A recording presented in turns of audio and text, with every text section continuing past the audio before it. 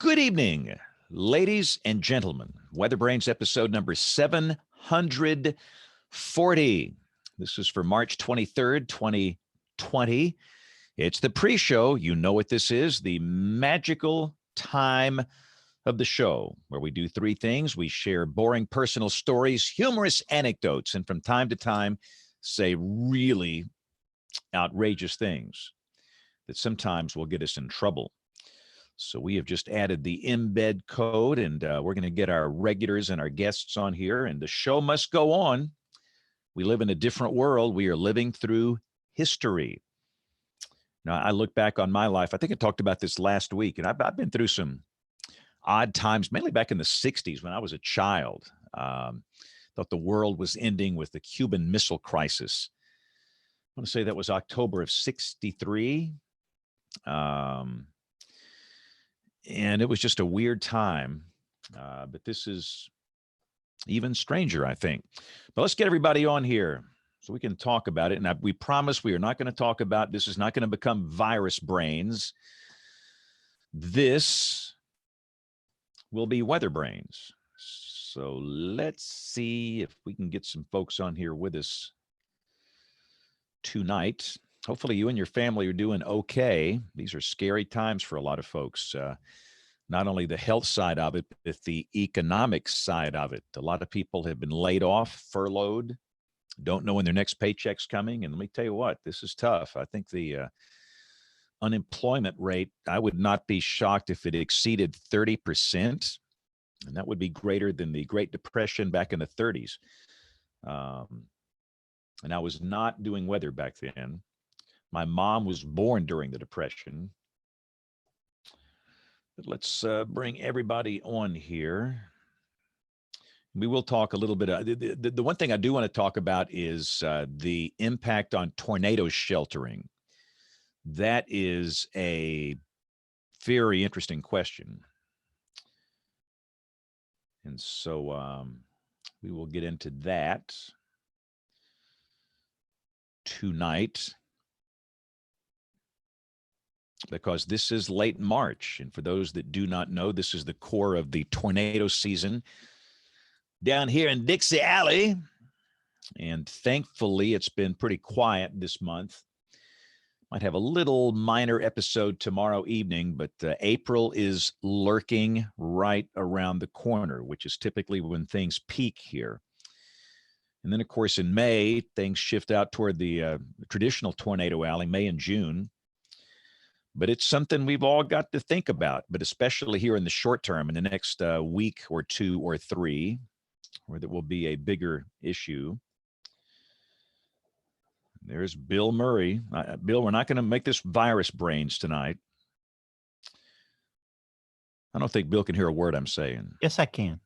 Oh, you can. Okay. It just takes me a second every week to change the settings. No, we're not going to make this virus brains, but I do want to talk about the issue of tornado sheltering and the 6-foot rule. I don't even want to say social distancing. How many times do you hear those two words on television or radio all day? All day. We're just going to use some different words, like keep your stinking hands away from me, buddy. No, there are some people that get really handsy. I mean, really handsy with people. And I don't know. I am not a handsy person. Well, according to the president, that's going to end now after this is over. He says that's going to stop. And he may be right. You know, when you think, James, French people are like supposed to be like distant and kind of, they're a little standoffish. Do you know why they're that way? No. Because of the plague. They learned the bubonic plague. Yeah. They learned that, keeping people safely distant, was a means to living. And Americans, we're kind of the opposite. We had to befriend, whatever, when we were going into new places and stuff, you had to make friends, and you kind of did that by being warm and hospitable. So just, I've always been concerned about, transferring germs all the time. And this May. I just don't want people putting their hands on me. That's my problem. I mean, I just, something about that is just creepy. I mean, some people just get really, really into your space. You know, I mean, they are right in your space and they got their hands all over you. And it's just, come on, man, get that hand away from me. I mean, I don't have that problem. Look, you keep putting your hand on me. You know, if it's some guy, they're going to take me and that guy down to the hospital to take my foot out of his rear end. I was going to say, you work out with NFL people. I wouldn't be doing that. Yeah, I mean, just don't get handsy with people. I mean, keep your hands to yourself, because I don't know where that hand has been.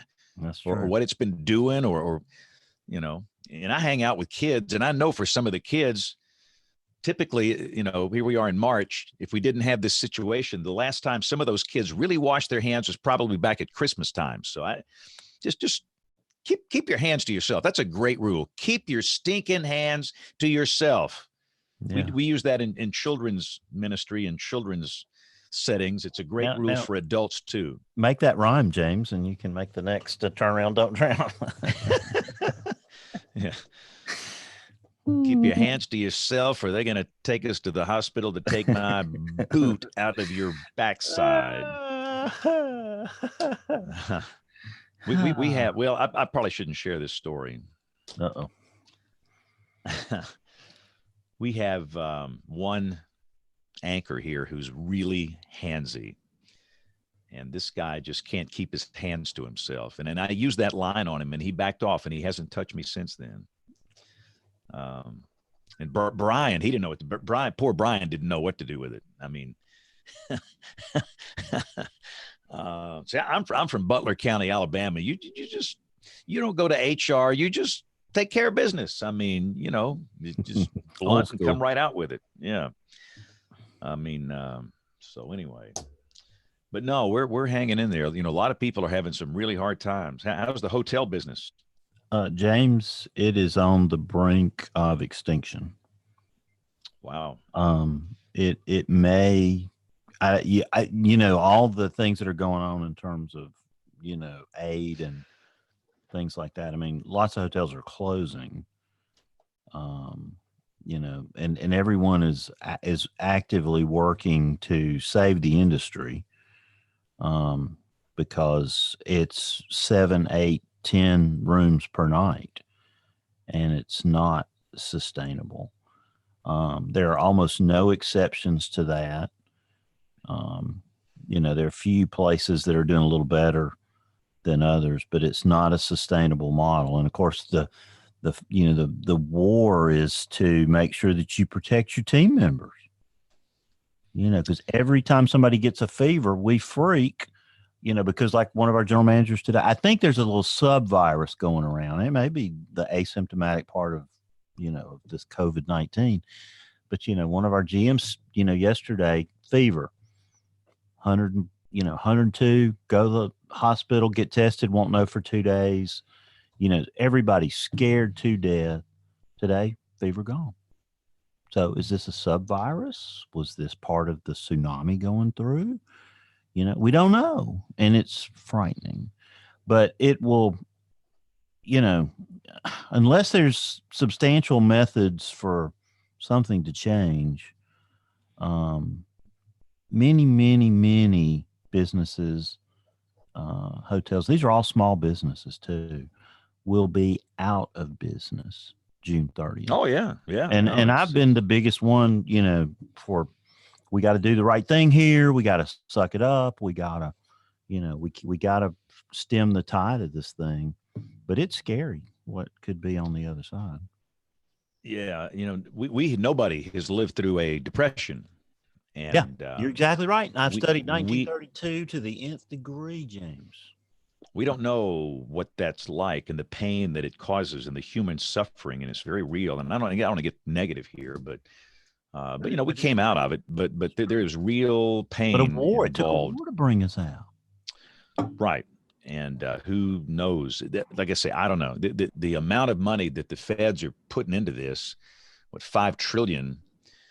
They don't have $5 trillion. That's just more printing debt and printing money. And it's just like, but But a lot of people, a lot of people don't understand how this all works. They just think you can print money, and as much money as you need, that they'll print it, and we got money, and it has never worked that way, and never will. And I'm not an economist, and that's the one thing I tell people all the time. Look, I don't talk about this stuff much because I am not a clinician. I am not a physician. I'm not an expert in infectious diseases. So I will post information with no comment. I was told years ago, tell them what you know and don't tell them what you don't know. And that's great advice. And there's a lot, I have no business commenting on this stuff. So I'm not an economist. I'm not a clinician. So the only time I'll talk about it is on the WeatherBrains pre-show, and this is it. You will not see this all over my Twitter feed or the face bag or any of that stuff. And the irresponsible rumors endanger. Oh man. Oh, today, all day, I heard, there's going to be a curfew at 5 o'clock today. Lockdown, curfew, 5 o'clock. I mean, I heard this, and it was all over the face bag. It happened last week too. And it's just like, come on, man. I mean, what's the matter with you? I mean, are you so gullible that you're going to believe some, Tom, Dick, and Harry, Joe Screwball over here? And you're not going to go to some official sources, but I did thank them, the ones that asked me. And I said, of course, number one, I'm a weather guy, but the answer is no. There's no lockdown or curfew or, National Guards patrolling the street to lock you in your houses. Well, you saw today on your post, about the Alabama Department of Health press conference.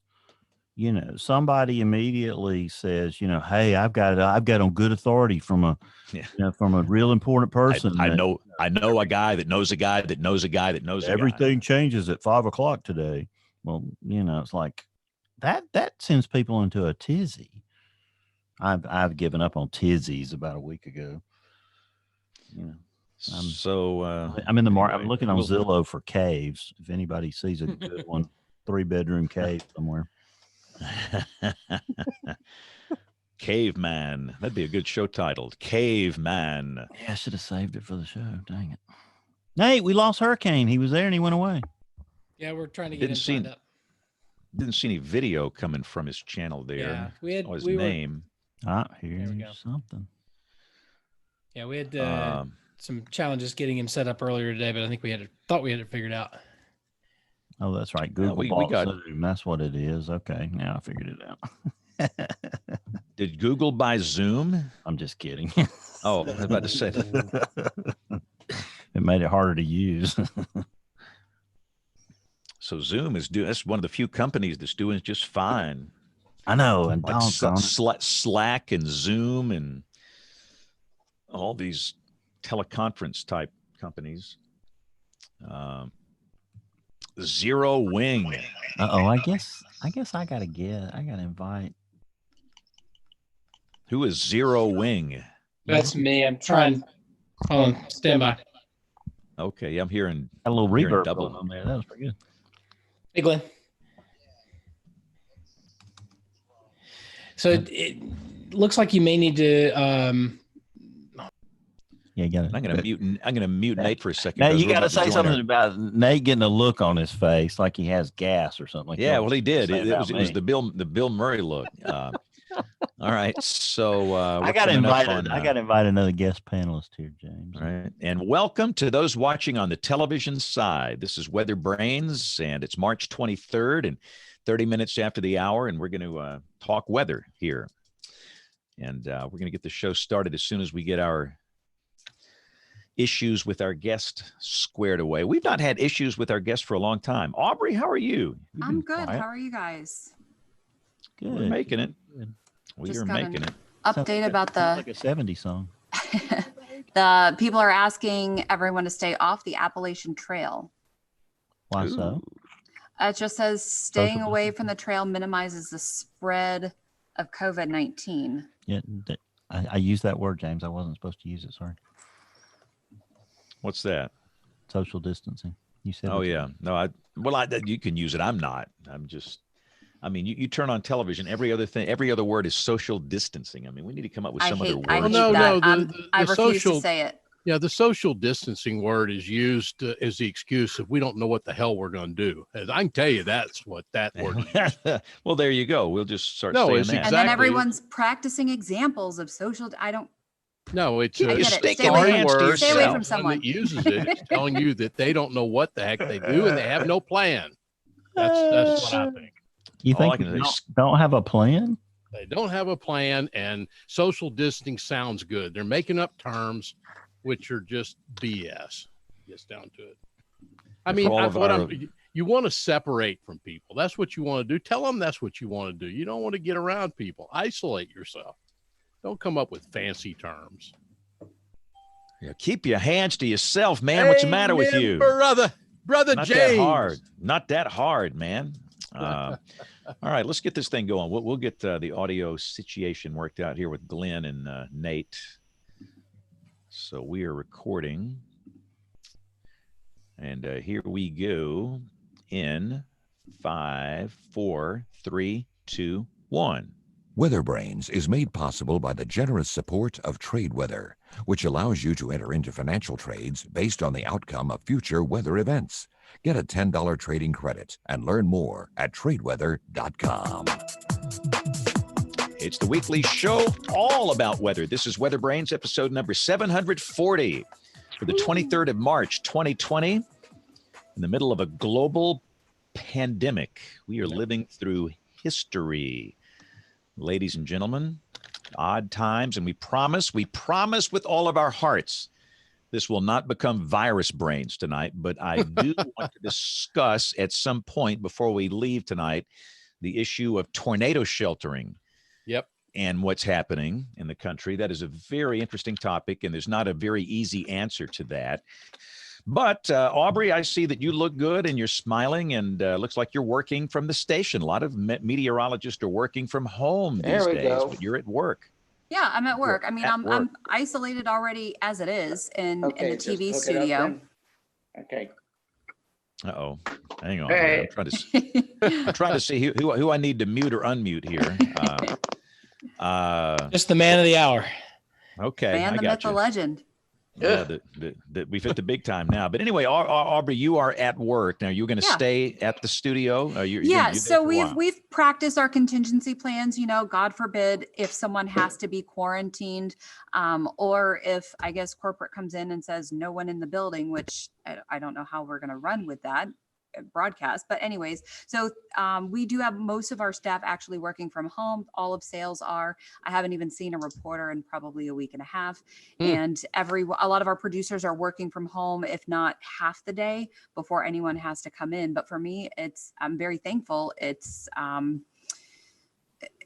hate to say business as usual, but my workday has not changed, and I'm very thankful. Trust me, very, very grateful and thankful.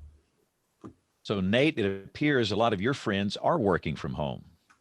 Yes, we are actively encouraging it. These were the first 25, and then we crossed past halfway of our station group over the weekend, and we're well on our way to 3/4, including our guest today, Glenn Schwartz, who we'll introduce in just a minute. But this is, we're taking this seriously. This is the experts tell us to stay home, so we're staying home. And we've got the technology to give all of our teams full access to all of the radars and graphic systems and everything else that we use to do TV and to do TV weather. And we can cover it just as well at home as we can, in the office. And so we're doing it. And we'll do it as long as we need to keep people safe. It keeps our people isolated. It keeps fewer people in the building. Fewer people on the road. I mean, this is the benefits of this. Is this a forever thing? No, I don't think so. But for now, the experts say to stay home, so we're staying home. I'm probably the only goober on this show that has an actual chroma key wall in my house. No, actually. So if you look in this shot, the guy right in the middle, Ariel Rodriguez at Telemundo Miami, he's at a chroma key in his house. It's easy to do. That's what so how do you do that on a laptop or a computer? The way I make the sausage work, it's a piece of software called Wirecast. It's a little pricey. I think it's $500 at the basic level, but it's really robust, and you can do magical things with it. I have done more for my home studio in the last week than I've done in a long time. Everything from church services on Sunday morning to programs for kids. And I would not be shocked if I am home later this week. We're probably going to have some active storms tomorrow night, maybe severe. And it's really hard to work a severe weather situation at home. You can, but I'd rather be here. But I wouldn't be shocked if I'm home Wednesday, Thursday, Friday in that home studio, because with access to the links, what's that thing called? Splash pad? What is it? Splash Top. Splash Top. Team Viewer, Splash Top. There's 2 or 3 others, VNC, remote desktop. I mean, there's all kinds of stuff to do it. Glenn and I were talking earlier today that we could have done this 5 years ago, in terms of being able to enable, people to work from home at the scale that we're doing, but that's what we're doing. And we got the technology to do it. And so let's use it to our advantage for once. Yeah, you got the Live View app that goes on your computer, and most people have adequate bandwidth now to push decent video down the pipe. Like you say, you couldn't do this 5 or 10 years ago because of bandwidth issues, but now, most people have pretty good connectivity in their homes, and so you can make this work pretty easily. So it will be very interesting to watch all these local weather people. So let's see, Troy. Yeah, see, you are in your official studio. You're not going to a bunker. No, I'm in the bunker, and I would advise everyone to stay away from the bunker if I were you. Yeah, I'm well protected here.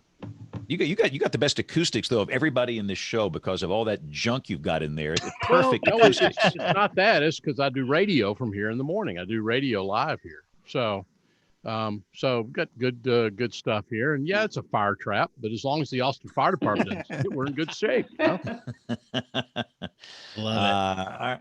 So I see Bill Murray is on the line. So Bill, bring in our guest, man. I'm excited. It's going to be a fun show tonight. Yeah, I'm excited tonight because I don't get to introduce any of the guests. I'm going to turn it back to Nate because Nate is responsible for our super guest tonight and our other super guest panelists. So Nate, I'll turn it over to you and let you do it. Sweet. Well, if this show is a good one, then it's all due to the guests, and if it's a bad one, then it's all my fault, and that's how that rolls. So first up, we'll introduce our guest WeatherBrain panelist tonight. One of the few folks who's been in television and who's gotten out of it, and it looks like you might have gotten out just in time. Brian James, who left our station in the Dallas-Fort Worth area, is our weekend meteorologist and senior weather producer there for a long time, and he's now out of the business and working as an emergency management meteorologist for Tenant Health based in Fort Worth. So you might have gotten out of TV at the right time. I'm not sure you got into the right business outside of TV yet, but right from the frying pan right into the fire. Yep. That's, knowing you though, that's your thing. We'll talk a little bit more about that in just a minute. I do notice that you're doing the traditional first job out of TV beard growing. That's what we all do. So, very good. Good to have you on. And we'll, I'm sure we'll get into COVID-19 brains a little bit later tonight as we talk about some of the craziness that we're doing. But let's welcome in our guest for tonight. Is a return guest, actually. We had Glenn Hurricane Schwartz, a meteorologist, a former chief meteorologist at NBC 10 in Philadelphia, is a legend in that part of the country and in Philadelphia proper.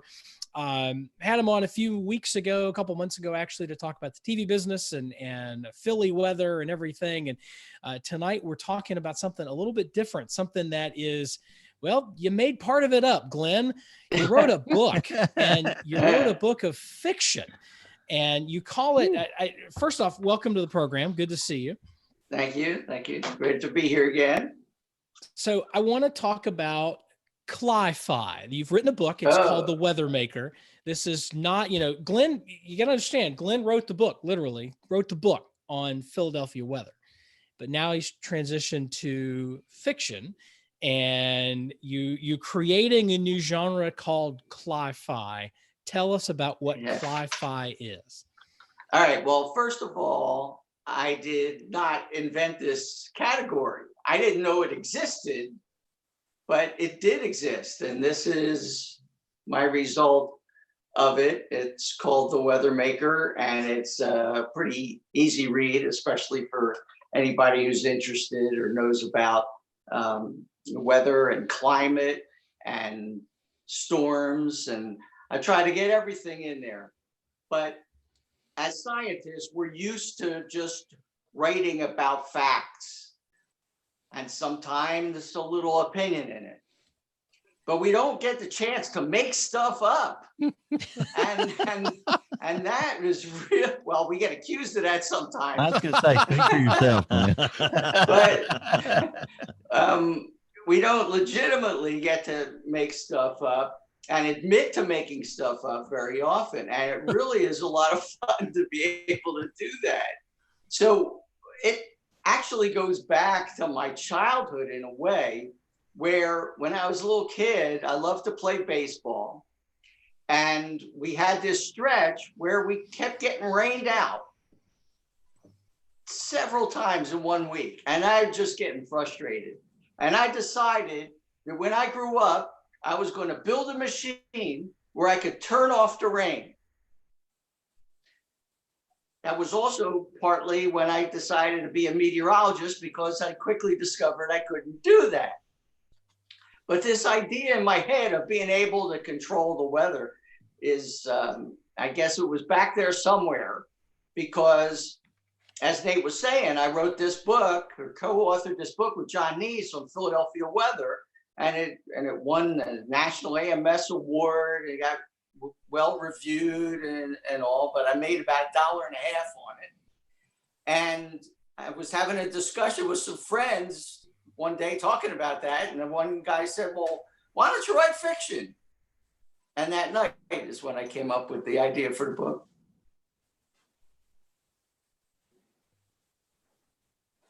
Tell us a little bit about the premise of the book, Yeah. the main character. I see you Okay. got the poster behind you that you haven't been able to use, and we'll talk a little bit about why not Yeah. in a little bit. But tell us a little about Neil Stevenson and a bit of the plot of the book.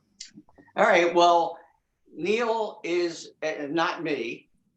Does have some characteristics that I have, but Neil is tall and handsome and young and a rising star in the TV business. And so it's you 20 years ago. No. I was thinking more like Doug Kammerer 10 years ago, 15 years ago. So this is somebody who's skyrocketing to the top. This is a great guy. Everybody likes him. And all of a sudden, there's this event that he's at. And somebody spikes a little drink that they hand him, like this little neighborhood get together where you have these different booths and people have cooked things or they made some kind of drink, and you just go to one booth or around the other. And then of course station has a live shot with it. And so he takes somebody's offering of a little drink. And he's somebody who doesn't really drink. And so he starts getting a little affected by it. And what happens is you let down your guard a little. And what happened is there was a storm coming and he could see it. And he puts up his arms and he's excited. I don't want this. This is going to ruin everything. So stop. I want the rain to stop. And it does. And as he's doing a live shot, their anchors are kidding him about, boy, being so lucky about having that rain stop just in time. He said, well, I did it. Yeah, I did it. And so he starts this incredible series of events where he is now admitted publicly that he can control the weather, which of course, you're a weatherman, you're saying that, you're going to get ridiculed internationally. They already accused James of being in cahoots with the milk and bread industry every winter. Right. That's right. Bingo. Right. There's I used to work at the Hurricane Center, and one of the old timers was Gil Clark there. And he was interviewed for Miami magazine one time. And his quote says, people ask me all the time if I could do something about the weather. What they don't realize is if I could do something about the weather, it would be bad all the time.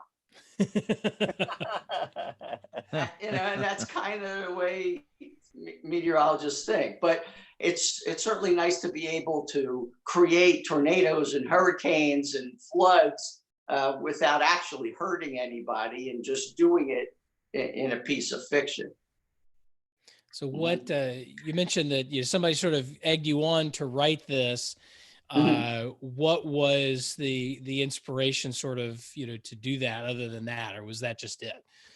Well, no, it was that. And then it triggered back that childhood memory about being able to control the weather.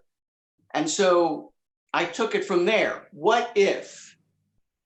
So let's just take this crazy assumption and accept it.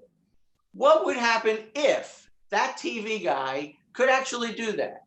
And that stuff actually happened. How would the TV management react? How would the media react? How would his coworkers and friends react? How would the insurance industry react? How would organized crime try to take advantage of it? How would a gorgeous Hollywood actress, would she be trying to recruit him to go to Africa to help relieve the drought? I mean, everybody wants you if you're able to do this. So I actually interviewed my general manager and news director at the time, say, okay, what would happen if all of a sudden you saw that I did this? How would you react? What kind of a meeting would you get together? How would you take advantage of it? And then I actually went, the character is at least part Jewish, and I wanted to go into the morality and the ethics of changing the weather. Because in the background, we're talking about fixing the climate. Okay, so that's kind of a subtext for a part of this. So part is climate change and extreme weather. Part is weather modification, geoengineering of the future. About we get desperate enough, we're going to be asked about doing some crazy things to try to stop this onslaught. So I'm trying to get that part of the science out in an entertaining story so that non-weather geeks would be interested in it too. People who are non-climate followers or deeply into that subject, because we need to be able to reach the largest population possible to tell them about what's going on, what's likely to come in the years ahead. You can't just have this narrow part of the population and the political culture agreeing on something, and no matter how important they think it is, because you can't get stuff done just by a narrow group. I'm trying to expand this, not only with a piece of fiction to write, but I try to make it action, romance, drama, enough so that this could make a nice Hollywood picture. Aha! Aha! So Glenn, are you going to have a cameo in that version, or are you going to have De Niro play you? I could play. No, I think I'm played by Dustin Hoffman. Oh, that works for me.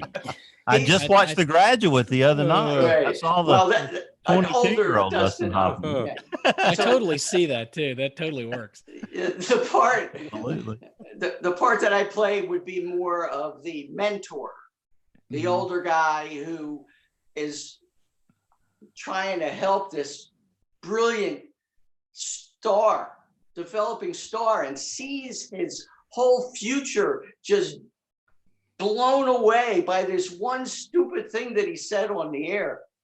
And now I'm the guy who has to be the middleman between the weather maker and the management. How do we prove it? He swears he can do it. The management goes, say that it was just an ad lib. Say that you were a little drunk. Say anything. Just say that it wasn't really true. And he says, I did it. I know I could do it. I've done it in the past.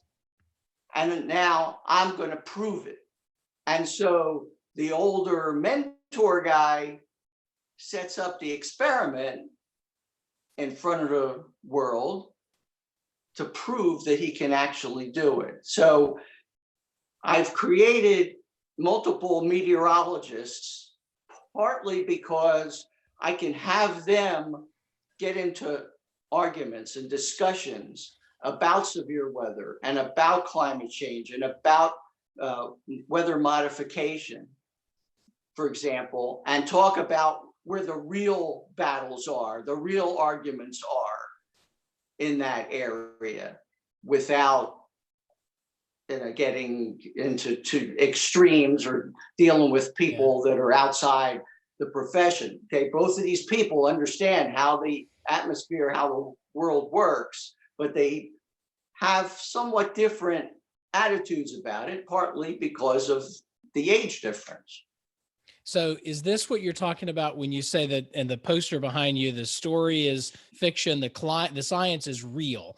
Is that what you mean, that right. You're sort of wrapping all this in a story, but trying to communicate science? That is the ultimate goal, because I want to be able to talk about the current state of the climate science and extreme weather connection, about the ideas about potential geoengineering in the future, and be up to date on the general state of the science. Not everybody is going to agree with every word that I wrote in the book, but I did get it by a couple of very highly regarded meteorologists, including Jeff Masters, read every word. He critiqued every single line in the book and had me change a few things. But I first wrote this 14 years ago when I had that idea. I could not get it published because people weren't necessarily interested. Publishers weren't interested in that kind of a book, I guess. Climate change and extreme weather, and I couldn't sell it. And so years passed, and now all of a sudden the subject is becoming more and more important. So I went back into my office and dusted it off and started doing some rewriting. And what I found was every time I ended up rewriting, I was writing the science stronger, more evidence of the climate extreme weather connection. 14 years ago, this was a big debate between my two characters. Now their debate has shifted pretty significantly over the years. And that's what I'm trying to do, is to keep up with the science. And who knows, 10 years from now, I'll probably have to redo it.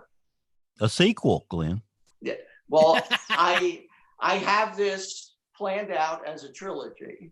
Ooh. Yes. You heard it I first. already have the other two outlined. And once I came up with this, like I said, it was one night. I wrote the whole first draft in 1 month.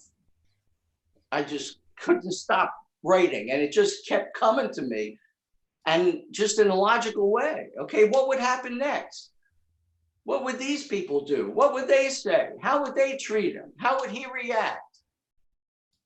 And so that part of it was easy, but it was interesting to me how much I had to change the science discussion over that 14-year period.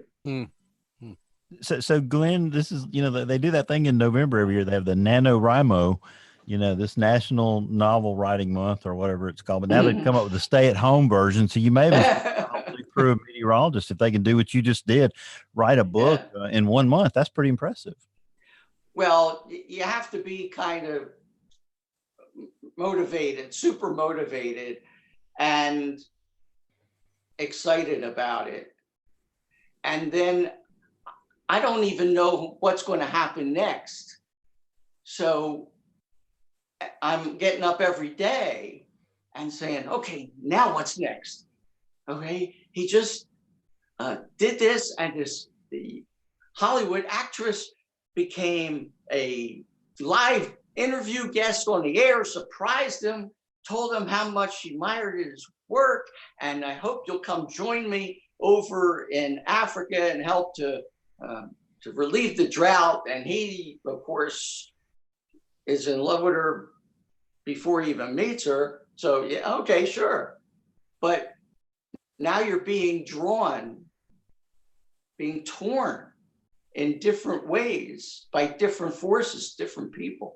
So it became really exciting to me to try to find out what was going to happen next. Well, I need to tell a little secret, because about 2002, and I've got all the note cards back here, I set out to do what you're talking about, but I'm not like you. I couldn't just sit down and, let it come to me. I had to think it out.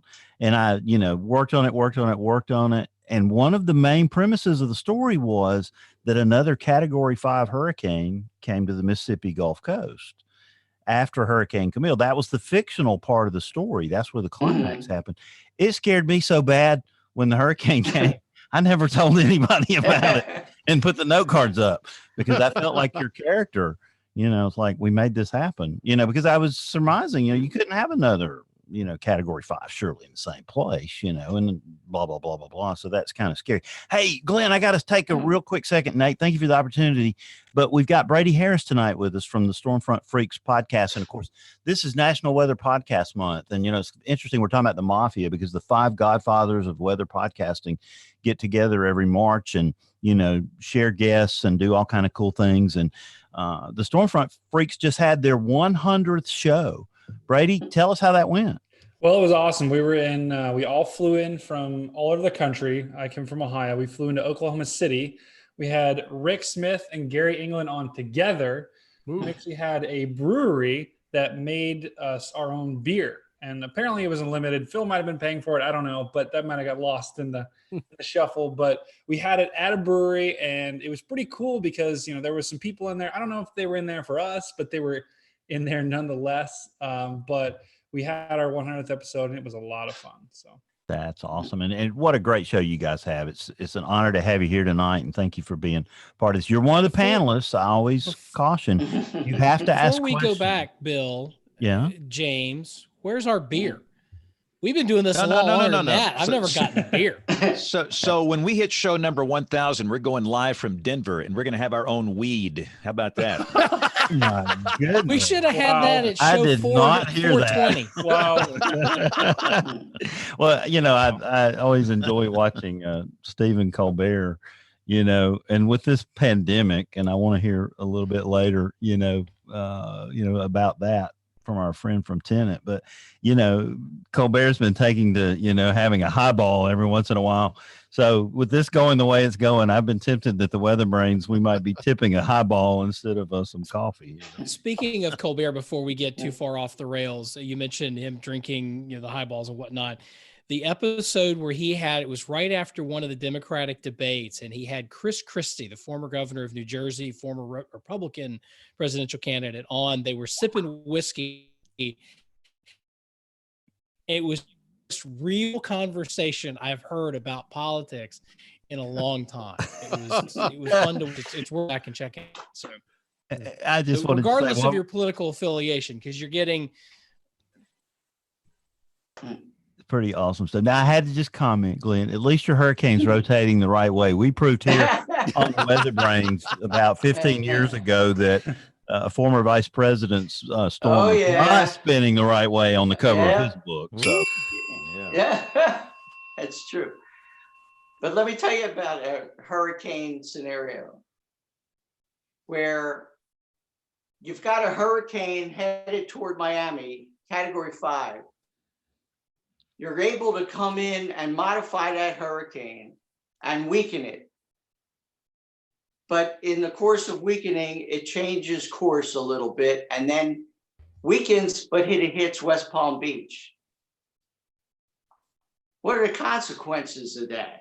Okay, you've saved the greatest amount of lives, the greatest amount of dollars, but those people in Palm Beach, they never asked for this. They never deserved that. And so if this weather maker could create something like that, what's going to happen? It's going to get sued. Yep. It's like the climatological version of the trolley problem, that classic philosophical problem where you've got your, the train heading down the tracks and you've got the 5 people in the path. Yeah. And then and then there's another set of tracks and there's one person tied down, and you can switch the train and intentionally cause, the death of one person, or you can just walk back and allow the other 5 to happen. And that's a sort of classic, first year philosophy, type thing. If anybody's watched The Good Place, formerly on NBC, but it was sort of deep philosophical stuff it sort of comes to mind with this scenario you're talking about, Glenn. I thought the answer was Mar-a-Lago's getting a renovation, but I guess. Just imagine if somebody steered a hurricane up toward Mar-a-Lago when it wasn't supposed to be there. Uh-oh. But there actually was a case in 1947. There was a hurricane off the coast of Florida. It was headed to the northeast, headed out to sea. And all of a sudden, it turns to the left and hits Savannah head on. And people back then, they're speculating like scientists did something. Hurricanes don't do that. And when I worked at the Hurricane Center, I was working with the people from like Project Storm Fury and trying to change hurricanes and weaken them. And they admitted to me that was actually what happened. The government went out, tried to experiment seeding a hurricane because it was going out to sea anyway. They go in and they seed it and it makes a left turn, hits Savannah. They can't prove that they did it, but there's the suspicion. And that was another one of the reasons for that idea. So I want to shift gears just a little bit. You're still hanging on to the book topic. Normally when somebody writes a book, there's a debut, there's a party, and then there's book signings and promotions, and you go to bookstores. And I think you got one of those in, maybe 2 before things got shut down. Yeah. One day, tell us 2 about bookstores. Yeah. What's that been like? I mean, you've put out a book before, what that's like. How is this different, and how is the closings and the shutdowns and everything that we're being asked to do? How's that affected your ability to talk about the book? Well, yeah, it obviously has been very, very difficult, and it's also made me really glad I don't have to make my living writing, because it would be devastating. And the publisher that I have, they publish a whole lot of books, and the same thing is happening to authors all over the country, where they just put out a book, they get scheduled to be on different shows, book signings. I had like at least a half dozen Barnes and Nobles, the Free Library of Philadelphia, the one local library, independent bookstores. I mean, they were really interested in doing this. I had so much scheduled during late March, and my wife was getting a little upset, like, you're pulling yourself too much. And now, I got plenty of free time. I made up this poster to take to the events and never used it once. So I got to one day with 2 book signings at Barnes and Nobles out in the suburbs, and it went really well. And everybody who's read the book seems to like it. It's got really good reviews on Amazon and on the publisher's site. But I'm like 200,000 on Amazon in sales at the moment. I was doing really well up until. I'm looking at it. It's nothing but 5-star reviews. Well, I'm telling you, it's different. And I've always been considered a good writer for a scientist and somebody who can explain complicated scientific things in an understandable way for the general public. And so my mission is not to write a textbook. There are way smarter and more qualified people to write these nonfiction books about climate and the future.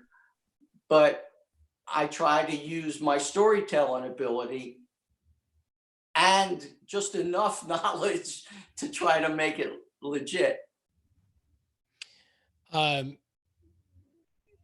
What are your plans going forward in terms of promoting the book and talking about it? Obviously, you're here on this program, and we certainly appreciate you being here. What other sorts of things in lieu of the traditional sit down, sign books, talk to people, maybe read an excerpt, that sort of thing? Is there anything? Is there a backup plan? And you talk about authors that have to write for a living, and this is really hitting them as it is a lot of people. What's the backup plan? Is there a backup? Right. Well, the publisher obviously in a difficult position, and they have certain strategies. They're doing a publicity campaign, and we have the internet to help us out here. We have social media to help us out. And so I have a kid helping me out a little bit with the social media. I was able to get booked on my own TV station to do a segment on it and be interviewed for their public affairs show. So I got some publicity through them, but I pretty much have to wait until the world calms down, because this subject, as important as it is, just seems too little in today's world. So you talked about the TV station and the sort of the shifting winds and all of this. You've been doing television weather from your home for the first time in, I think, your life. Ever. Yes. As a lot of people are. What's that like? Well, it's... And what does Mrs. Schwartz think about this is the real question. Well, she's happy because I'm home. I'm in a high-risk category. I'm over the age of 65. I've had heart issues. I've had pneumonia twice. So I don't need to be near this disease or anybody who has it. So she's happy that I'm home. I don't know that she realized how many hours a day I actually work at this. So that I was working evenings last week, and I kind of start about noontime and I finished about midnight. And obviously there are some breaks in between, but now we do radio too. And we didn't get any extra staff, any less TV. So that just added to our workload. And so there are a lot of hours that I spend in this chair, right at this desk.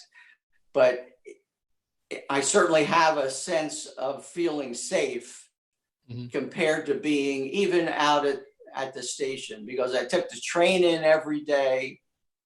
People come up to me, they shake my hand. There's some ladies that come up and hug me sometimes. And I've been around here for a long time. A lot of people know me. And so it's very helpful to hide out. Yeah. Hey, Glenn, what did Mrs. Schwartz think about the love scenes in your book? Did she have any comments about that? Well, I actually edited them a little bit in the latest. And it's funny because when people were reviewing the book, like there was a story done in the Philadelphia Inquirer about it, and in the local Jewish Exponent, because a rabbi is one of the big characters. The lead character is Jewish, and again, that's part of the subplots. But everybody's writing about the sex angles. It's like, who would expect the weather nerd, the guy with the bow tie, to even think about this stuff, let alone write about it? Still waters run deep, I guess. It's just a bow tie. I mean, it doesn't change the fact that I'm a human. There's your show title, by the way. It's just a bow tie. I'm writing it down right now. Yeah. But it really is amazing what it did. And I had no idea that this thing would have such an impact. And it is now something that is so attached to me that my wife is going to insist on me getting buried in the bow tie. Hopefully not for a long time. Yeah, not anytime soon. No, but well, we've been doing certain things with arrangements, so these discussions come up. Yeah. But that's how much of an identity it is. Glenn, Troy Kimmel here. It's good to see you. One thing I want you to do is give a plug for yours and John's book, because the Philadelphia area weather book is back here in all the piles of crap that I've got behind me somewhere. But I mean, I'm sitting here looking. It's behind the. Okay. But I'm looking on Amazon now. They only got Glenn 10 more in stock. This thing is still selling. It's 5-star. It's still well-regarded book. I just wanted to give you a chance to mention that. We do have affordable advertising packages here on WeatherBrains. Yeah, 2 for 1. Do you know how much an hour of Glenn Schwartz's time is worth? We're getting an hour of it here. I think you're getting paid for it. Worth a lot more than a WeatherBrains hour for sure.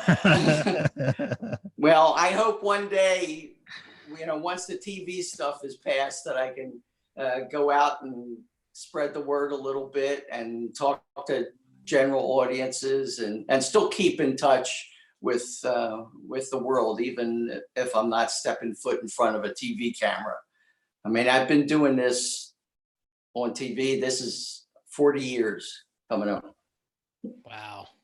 Hey, Nate, I want to hear a Hurricane Center story and a Weather Channel story. Oh. Could we have one of each? Oh, yeah. Is that too much to ask? Well, you're the guest booking officer. Go right I was such a big fan when you were on the Weather Channel, Glenn, and it's just an honor to get to talk to you again. But share a couple with us. Okay. Well, at the Hurricane Center, my boss was Dr. Neil Frank, and he is the reason the lead character in my book is Neil. Aha! I admired him so much that I made the main characters, not the character, but the name, after him. He was an interesting person. I was kind of feisty when I was younger. I worked for AccuWeather at the start, right out of college. And this was during Watergate. And they were talking about morality and ethics and all that, which is a great place to be when you're working at AccuWeather. And this in the early days, I put up a copy of the AMS Code of Ethics once on the bulletin board and checked all the ones that we were violating. That was like my Kevin start. should be here tonight, James. Wow. And at the Hurricane Center, it was shortly after that, so I still got my attitude up. Well, there was the local TV guy. His name was Bob Weaver, and they did a promo. It said that he is 97% accuracy on his long-range forecasts. And I was not going to take that. This guy's got a seal of approval, and he's making claims that are totally ridiculous, and he obviously can't prove it. I called him up, and I told him who I was, and I was kind of polite about it and said, "Where did you get these numbers?" And he said, I made it up. I said, well, you can't do that. You know, you're with the AMS. We have a code of ethics. So what? So I said, well, you know, if you keep doing this, I'm going to contact the AMS and, you know, maybe you're going to lose your seal. Well, needless to say, he got a little upset and he calls up my boss directly, Neil Frank. And I'm just a lowly intern, fairly new. And I get called into Neil Frank's office and I'm thinking, I know what it's about and I know it's trouble. He says, you know, this can get you in a lot of trouble. This guy, he's well known in Miami and he could make a lot of trouble. You sure you want to do this? I said, yeah. And he says, well, I don't just accept it. I admire you for it. That was Neil Frank. And I would never forget that. The Weather Channel was a really strange place because I had worked in what I called real TV before I got to the Weather Channel, which in those days, it was only a couple of years after it started, was not really real TV. They had never set foot outside the door to take a picture of a cloud or rain, even outside their front door, let alone anything else. So I was working on a hurricane documentary with the National Science Foundation. And this is in the mid 80s. There's no video around. We're working with 3/4 inch tapes. I don't have any video. We can't get rights to things. How am I going to make this thing? So, well, maybe I'll get a chance if there's a hurricane hitting the coast to just drive down 4 hours, take some shots, come back. And now I have video. And that's just what happened. It was on the Labor Day weekend. And the big management, they were gone. So it was a vice president who I had to get permission from. And he said, okay, we didn't even have a car. We had to rent a station wagon. We had a photographer, but he only did promos. So I borrowed him. And we drove down to Pensacola to catch this hurricane named Elena. And quick hit, and we're back. And it didn't hit. It just stalled. And then it went toward Tampa, and it stalled. And then it stalled some more. And it ended up a week and 3,000 miles. And that's Elena from the space shuttle. So that's how I ended up with the nickname, because later on they showed video of me getting blown around in that. But I got in a lot of trouble when I came back after 3,000 miles. They're like really mad. How can you do this? We don't do this kind of stuff. And then they saw the ratings. And that was the beginning. And now they do it a lot. Yeah. I say Victoria was born. They chase snow flurries now. Yeah. So I got a million stories. One day I'll write that too, but that's a book I want to read right there. Is we got all in night. addition to everything else, but the memoir, as it were. Yeah, I worked with some strange people and famous people. I worked Jerry Springer in Cincinnati. He helped get me fired. So man, now we got to hear that. Memorable. I got to hear that story. Oh God! Well, he was a brilliant guy, but as you can tell, he's a little off. He was the mayor of Cincinnati, and very popular mayor, but he kind of lost his job. He got busted for writing a check to a prostitute. And this is back around 1980. And I used to tease him. I said, my God, if we had ATMs back then, you'd still be mayor. So, And he was a funny guy, a great sense of humor. He was a great writer. He started off making his comeback doing commentaries on our channel, which was the number 3 basement channel. And to his credit, and I have no idea really how it happened, he ended up with the female anchor becoming the number 1 station within not much more than a year. Went from distant number 3 to a dominant number 1. But part of the way they got to do that is that he got to have me fired and his friend hired to do the weather, who was kind of a clownish type. So they had a lot of fun doing the weather, but I was not a part of that giant comeback. So Glenn, I see, I mean, it looks like you were in the private sector, you were in, the broadcast side, and also, the national. But I feel like that's really rare nowadays. Like, what was your favorite? Did you have a favorite? Did you join the broadcast side more? Well, I never even applied for a job in TV. I interned at the Hurricane Center. The only reason I worked at AccuWeather is because there was a hiring freeze for the government back then.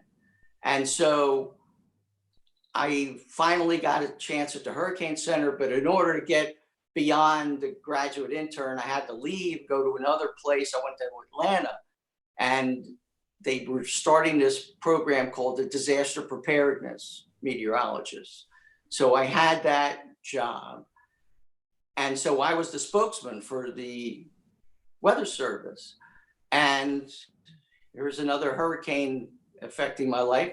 Hurricane Frederick is approaching the Gulf Coast. This one Atlanta station didn't have any meteorologists, so they used to send out crews and interview me all the time. And they put me on their 11 o'clock news live. And the next morning, the news director called up and asked if I wanted to do TV. But what really convinced me to do TV, and what's the best part about TV, is that there's no middleman. I hated being the middleman. I was doing a forecast in Atlanta one time, and I put in a 30% chance of like light snow flurries. And this guy on the station that ended up hiring me, just an announcer type, goes on TV, like, it's gonna snow, it's gonna snow. And I start throwing things at the TV. Like, this is my forecast, and look what he's doing to it. And that is hurting our reputation and all sorts of people like that. So, okay, now I got a chance to be the direct line to the public. If I want to say I don't know, I say I don't know. If I want to say I guarantee it, I guarantee it. I don't let anybody else interpret it. If I'm wrong, I'm wrong. But at least there's no misinterpretation in the middle. That's why I like TV. That's cool. So Glenn, where's this business going 10 years from now? Well, that's a great question, because I'm glad that I'm not a younger person in this business. I sort of came along even too late for what I would have liked to have done. That I'm sure you know about all these changes that have happened in the last 20, 30 years, and it is not exactly helping us being the most professional and responsible. And it is difficult sometimes. It really is. And we have to make a lot of compromises. And I just see it in the future as going to be harder and harder for any individual to make an impact, because it's all digitized. It all comes out of the computer. It's all in their phone. How are we going to beat that and get those people to us if they rely on this more than their own spouse, or their own parents, their own brothers and sisters. This is God right there. So Glenn, what's your advice? Go ahead. Sorry. I was going to say, Glenn, what's your advice for a young person that maybe is coming out of high school? They want to go into meteorology. They want to do what you've done in your career. What's your advice for them? Well, I think the only way I got to survive was to be able to do other things. So you can't just be a purist, number one, about weather at all and succeed in TV and survive in TV. But I was able to become a science reporter, and that kind of separated me from all the other people. I'm not, as you can tell, I'm not exactly a matinee idol and never was. What kept me employed was my writing ability, my being able to perform, my personality, being a good forecaster, and being dedicated to my craft. But don't forget the bow tie, Glenn. Yeah.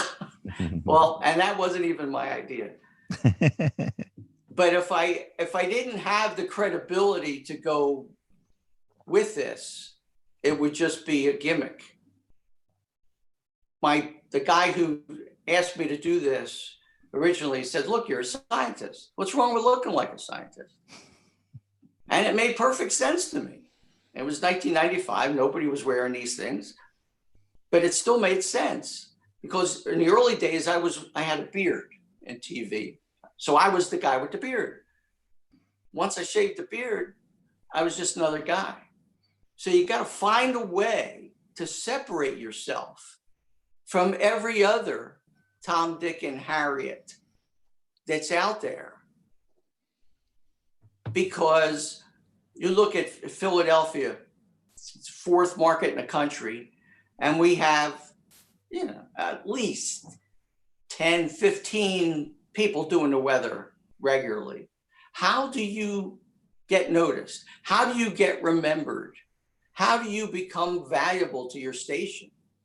You got to do something or be something that's not like everybody else. Be different and take advantage of whatever skills that you do have in order to do that.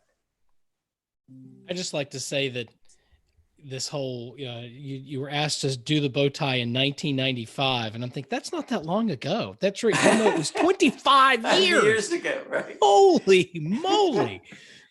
That's how you know I'm old. So, yeah. Brian, did you, or Brady, did you have another question? You were trying to ask something before? James took it right out of my mouth, man. We're thinking the same thing, yeah. Same wavelength. So about young people, and I've had a number of interns that have turned out into the field, and a lot of them are successful, doing well, loving what they do, but a lot of them had to leave the business or never got in the business because it's so hard to get in the door and then to move up.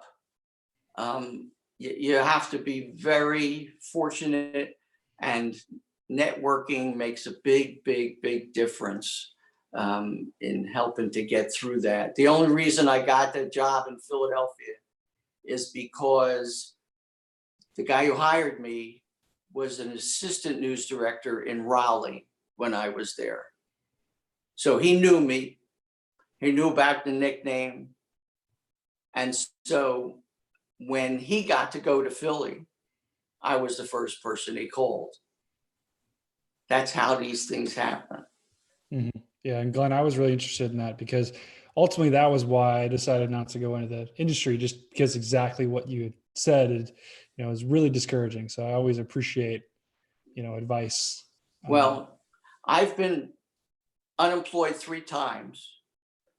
3 times not have my contract renewed. The last time in Raleigh, when I asked why I was not being renewed because this was a solid, serious weather station where Greg Fischel was the main guy. And we got along great, and we kicked some ass in forecast. Yep. Why? He says, the news director says, I can't tell you. You have to go up and talk to the general manager. So I go upstairs, giant office, just him and me. Why? He says, well, you're not pretty. I have no hope. I was going to say, I hadn't hurt you, James. But you see, who's going to say that to your face? No. But I appreciated his honesty. But sometimes you run into these brick walls and there's nothing you can do. Yeah. There was nothing that I could have done in Raleigh to have kept that job, even a weekend job, not making a lot of money. I liked it. I liked living there. I liked working with Greg. I was perfectly fine to live the rest of my life and career in Raleigh as a weekend guy. And I'm trying to think of I didn't have a chance. And I'm trying to think what my life would have looked like if I'd have had both you and Fischel as mentors in this market. Holy moly. Man.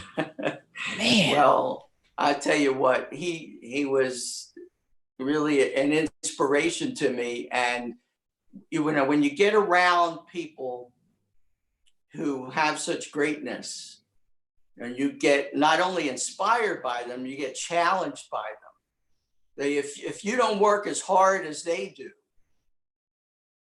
and if you don't love it as much as they love it, you're left behind. So somebody like Greg, is what a great leader does, is they help pull you up and help make you better without even trying. It just happens because they're there. One of the problems that a lot of these young kids have is that they come out of college and they go to a tiny station and they're the only person there. No other weather people. Maybe there's a weekend person and they never see each other. Or that person's another beginner. And so who are you going to learn from? Who are you going to be inspired by? Who's going to kick your ass and make you do something beyond just looking at the moss and writing it down?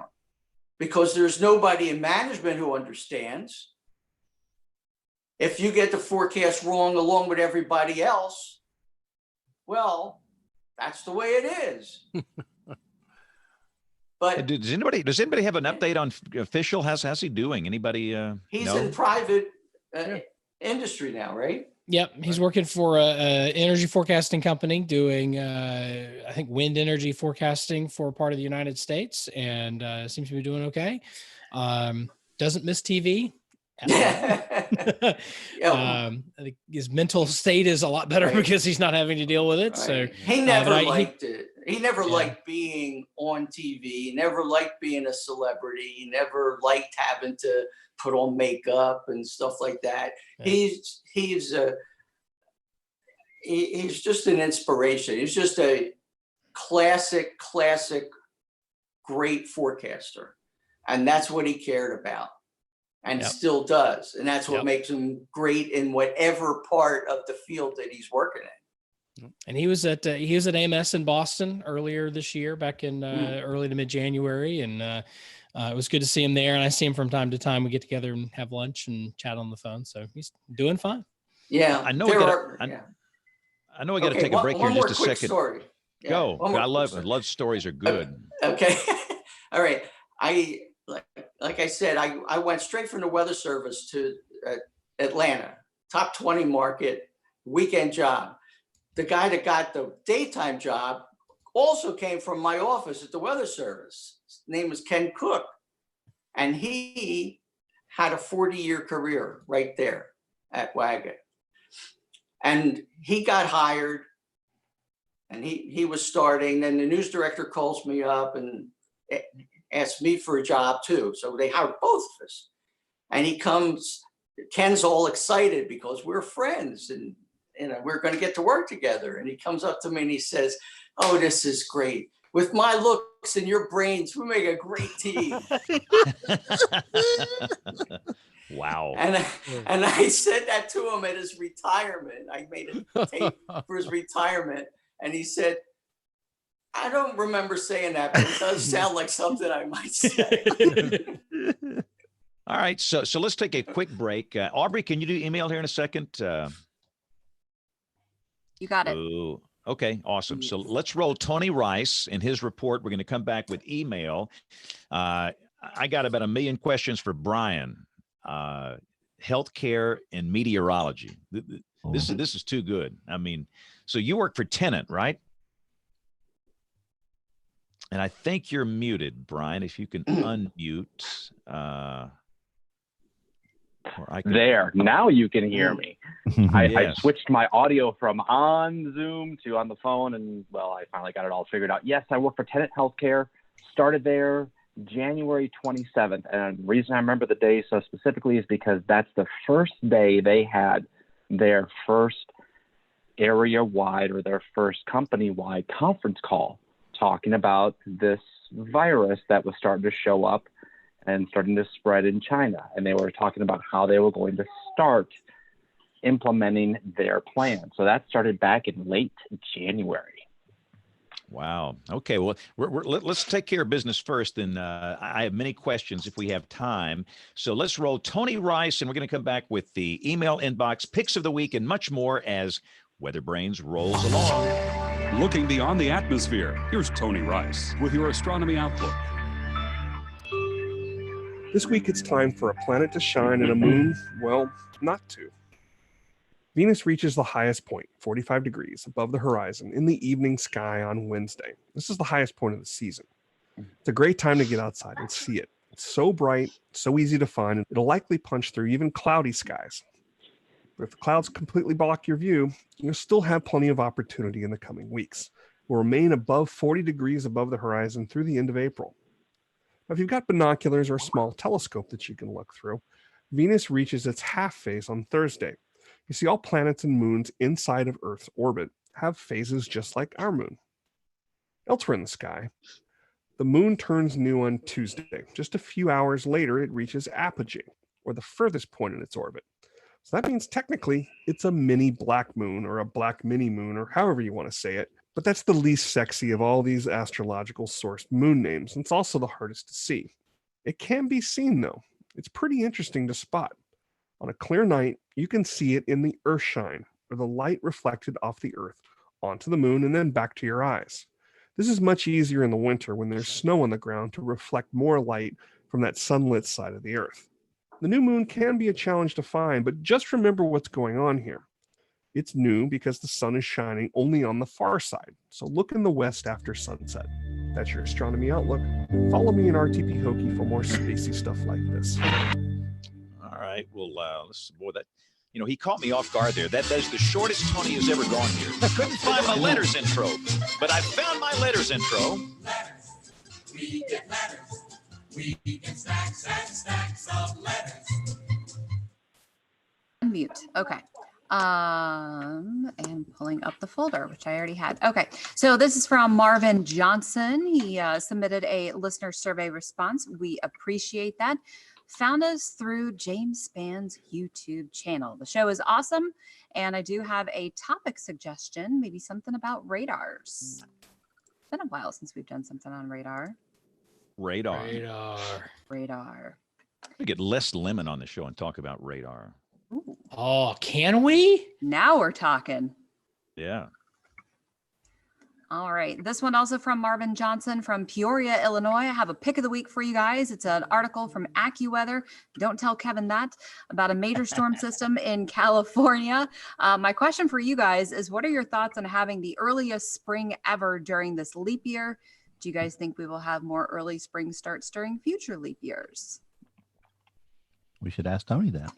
That's a Tony Rice question. I didn't even know it was the earliest spring until Twitter started blowing it up on everyone's happy first day of spring. I think we had the ultimate AccuWeather story tonight. Yeah, that was the greatest from Glenn.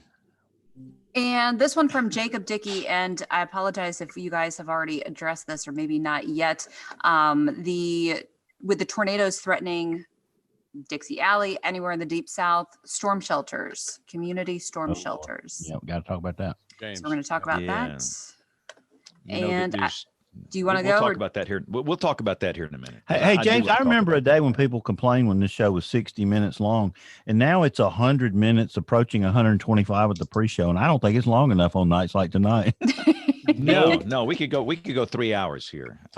No, because we'll talk about that in a minute, because that is an important subject for this time, and I'm not sure there's an easy answer, but we'll do that in just a second. It's like NWA talk. Sometimes you need the exception to go a little bit over your time. Yeah, turn the clock off. Let's keep going. Yeah. And then this one is from Marcus Toops, KATC, Rob Perillo, recipient of the National Tropical Weather Conference's John Coleman Broadcast Award. So big kudos there. Congratulations, Rob. Big congratulations for Rob. And that's all I have. So email at weatherbrains.com if you have a guest suggestion. Some contact information is always helpful. If you have a cool article, maybe a question or a good show topic, go ahead and send it in to us. Email at weatherbrains.com. I think the biggest issue I'm about to say, Bill, you take care of business here, and then we'll come back and talk about this sheltering and COVID-19 thing. Yeah, I was going to say, you're probably the lead, so I know we'll lose you because they're going to talk about how COVID-19 was caused by the weather or something. Exactly. Yeah. Right. But we are excited, James, about having Trade Weather sponsor the show. And each week, as he does, AJ Grossbart from CX Futures joins us to talk about some of the more interesting weather markets coming up the next 7 days. First, AJ, tell us a little bit about how it works, and then tell us where all the hot trade markets are coming up in the next 7 days. Definitely. Thank you for having me on. So how trade weather works is you can make daily rainfall, snowfall, high temperature, and low temperature predictions. You could trade daily up until 7 days out. I do have a couple of interesting trading markets that I'd love to bring up. This week actually looks like it could be the last significant market activity for snowfall trading. So over the next few days, we are seeing continued trading activity in the Salt Lake City, Utah market for Wednesday and Thursday. Salt Lake City has conflicting forecasts that range from no snowfall, 0.1 inches, to an inch of snow for Wednesday and Thursday. And we have traders that have forecasted each snowfall amount. Obviously, when traders make differing forecasts, it leads to interesting markets because there's conflicting opinions. On Friday, the market has shifted focus towards Denver, Colorado, which holds a special place in my heart as I attended college about 45 minutes away at the University of Colorado, Go Buffs. And forecasts for Denver, Colorado on Friday range from no snowfall to 0.2 inches of snowfall. And we have traders forecasting both positions. For continued updates throughout the week of these trades, as well as other markets that are taking place on Trade Weather, you could follow us on Twitter at TradeWeatherCX. And lastly, to create an account with us, head over to tradeweather.com and click on the apply button on the top right-hand corner. Once you complete registration, we will give you $10 in trading credit. And then after you place your first trade, go back to tradeweather.com to the homepage and take our survey for an additional $25 in trading credit. Well, AJ, you're welcome to stick around. It's a great show tonight, as you've heard with Glenn and Brian and Brady. We've had a lot of fun. You're welcome to stay to the end, but thank you for joining us. And as always, we'll talk to you again next week. Thanks for having me. Awesome. Yeah, James. for some people, this might be a way of producing income at a time when you need it. It's come trade over on Trade Weather. So there you go. All right. So here's the deal. Obviously, so let's say you got a tornado warning. There is a tornado warning. You are in the polygon. You've got to shelter yourself. You have to consider tornado safety first. And I think that was the statement, the joint statement that came from the Weather Service and the Department of Public Health in my state yesterday. You've got to shelter from the tornado. That's the number one priority. But the problem I'm starting to see is that a lot of the shelters that would typically be open are not. And that's an issue. I noticed that a large public high school in Athens, which is in Limestone County, Alabama, will not be open until further notice. Why? I don't know. Whether it's a liability concern that somebody might, get in there and they don't have time to clean it. I don't know the reason for that, but that is the problem, is that a lot of the shelters that are typically open will not be open. And we have kind of a low-end threat tomorrow night, but These are really confusing times, but I think the message we all have to communicate in the weather enterprise, you've got to take care of yourself. You shelter. You've got to take care of. You've got to prioritize things. We all have risks. Everybody has risk. You might have an accident driving to work. You got in your car. That's a risk. You know, going outside and standing by somebody. Maybe they've got the cold or the flu. There's a risk you might catch that. And it's out there, yes. But I think the message we have to communicate is that sheltering yourself and taking care of yourself from this tornado, that's priority one. And then in that shelter, if it's a community shelter, do the best you can. You know, with the distancing and the 6 feet and all this kind of stuff, just do the best you can. But that's all I'm going to tell people. And I don't know what else you guys have to say about it, but the thing that concerns me, it's all these shelters that are not opening because of this thing, which is, I don't understand. But anyway, anybody else have any thoughts on that? All right. Is there a recommendation from the emergency managers or anything, or from the state? We got a joint statement from the Alabama Department of Public Health and the National Weather Service. They kind of work together. And there's a blog post, maybe we can put that in the show notes, that we have on our blog, and I put it on my Facebook page. It's not a long statement, and it basically says what I just said. Number one, be sure, call ahead.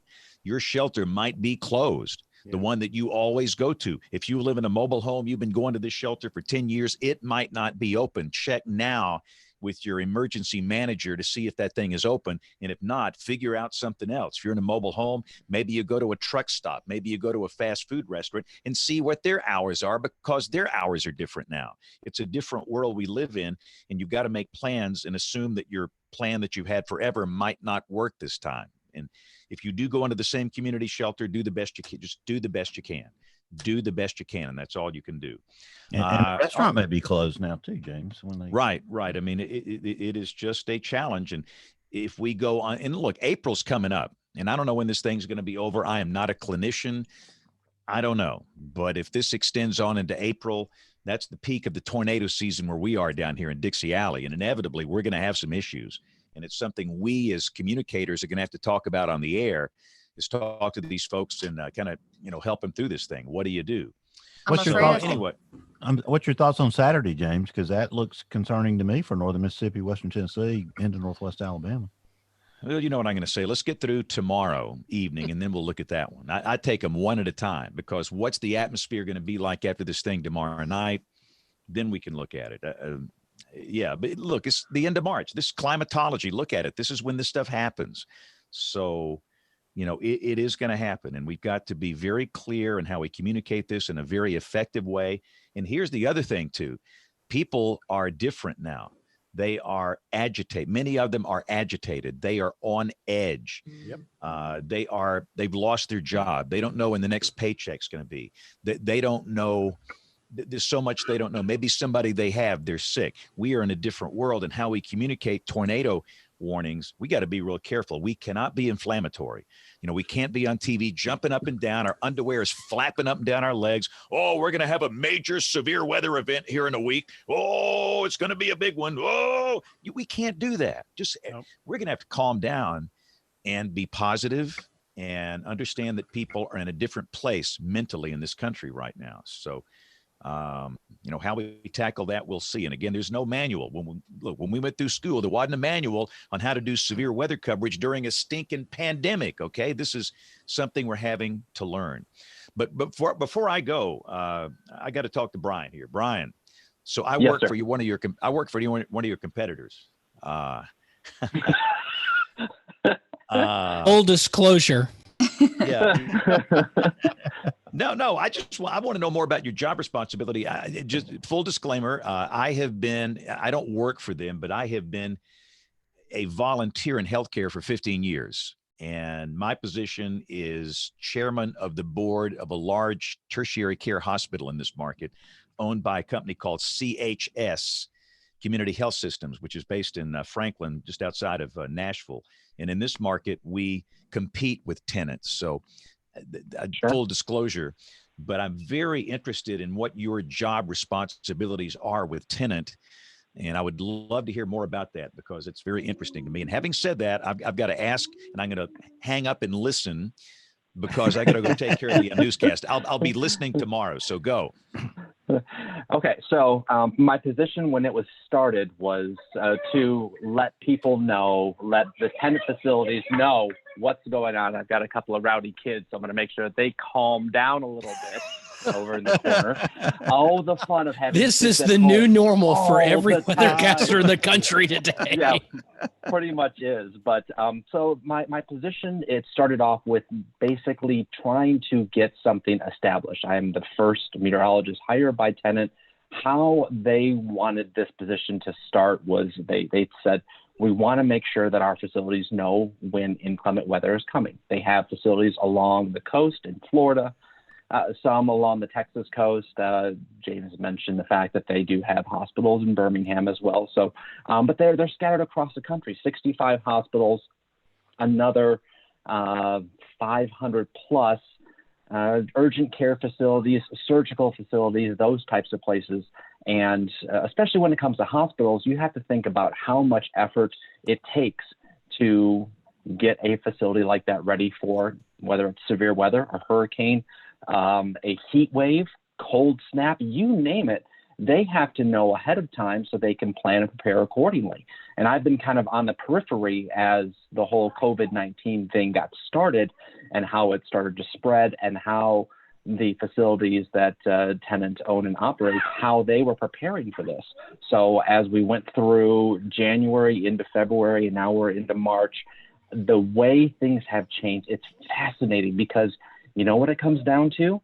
The same thing it does in TV. It's all about communication. It's all about making sure those facilities have the necessities, whether it's gowns and 95 masks, the face shields, even ventilators, and the whole thing. They have to plan, coordinate. They have facilities across the country specifically for storing these things, getting them distributed to the places that need them.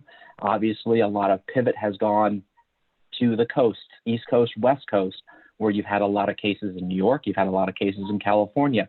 So I've kind of just sat on the outside of this and listened to the conference calls and listened to how it evolves. And what it just keeps coming back to, it's anytime you're preparing to cover something big in news, it's all about coordination. It's all about communication. It's all about getting that word out. So for me, a lot of what I've been doing is getting things spun up so that I can make sure that I can keep track of the weather for all the facilities that tenant has. And it does. It goes from coast to coast, all the way from the coast of Florida, all the way up to the West Coast and around Los Angeles, and then all the way up to the Pacific Northwest. So everything that comes out, I have to be able to keep an eye on. And what I've been doing is creating weekly weather summaries, kind of giving folks an idea of what's going to happen through the week and let them know what the potential impact is going to be and what facilities are going to be impacted by this. And so we have breakdowns of what we call zone leaders, those in different parts of the country who are responsible for kind of maintaining their tenant facilities. So it's been a real interesting trip in terms of learning this side of it, the emergency management side of it, compared to what we've done in the world of weather, especially in TV, where, you know, severe weather threat comes up. We start talking about how crews are going to cover it, who's going to go where, so on and so forth. And it's not that entirely different. It's still about coordination. It's still making sure that you have things covered the way that you want to make sure they're covered.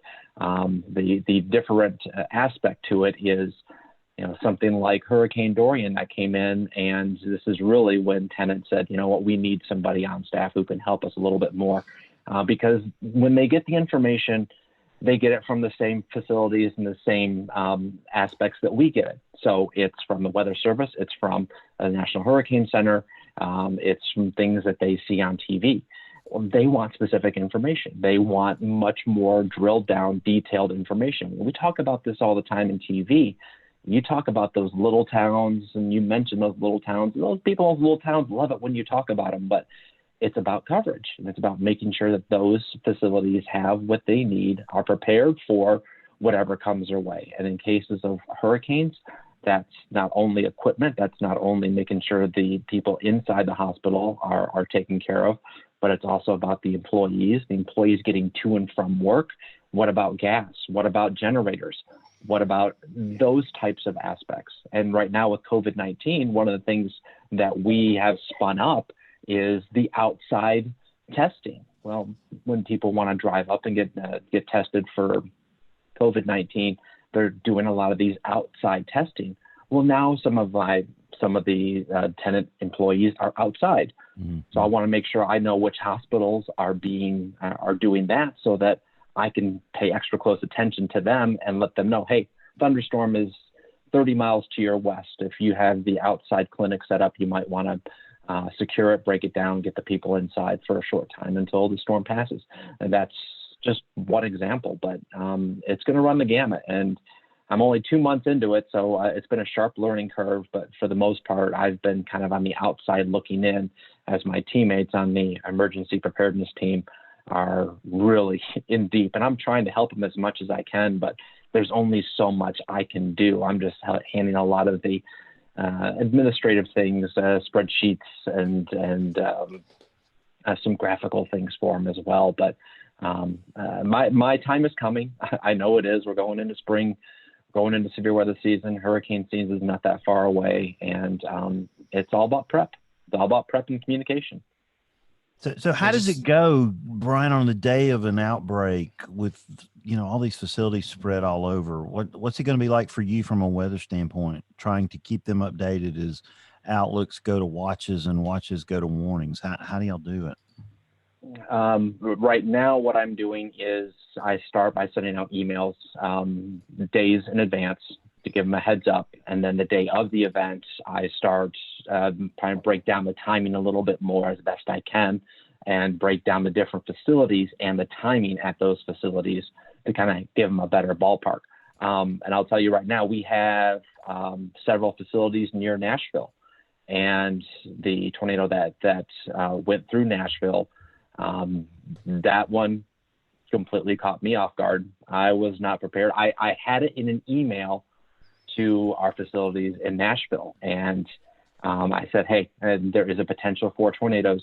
Make sure that you're staying weather aware. But I didn't have, and I still don't have, I'm working on it, is getting those lines of communication specifically to those facilities. And there are several different platforms in which we can do that.